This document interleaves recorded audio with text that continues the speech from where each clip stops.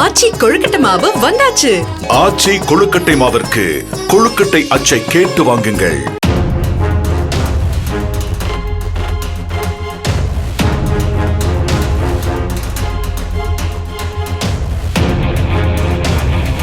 பழனியை அடுத்த நெய்க்காரப்பட்டியில் செயல்படும் அரசு உதவி பெறும் ரேணுகாதேவி மெட்ரிகுலேஷன் பள்ளியில் விடுதியில் தங்கி படிக்கும் ஆதிதிராவிடர் சமூக மாணவர்களுக்கு அரசு வழங்கிய விடுதி கட்டண உதவித் தொகையில் முறைகேடு செய்ததாக பொறுப்பு தலைமை ஆசிரியையாக பணிபுரிந்த விஜயாவை போலீசார் கைது செய்துள்ளனர். பள்ளி தாளாளர் கிரிநாத் அளித்த புகாரை விசாரித்ததில் 2010 முதல் 2020 ஆண்டு வரை பொறுப்பு தலைமை ஆசிரியையாக விஜயா இருந்தபோது சுமார் 6 லட்சம் ரூபாய் வரை முறைகேடு செய்தது உறுதியானதாக போலீசார் தெரிவித்துள்ளனர்.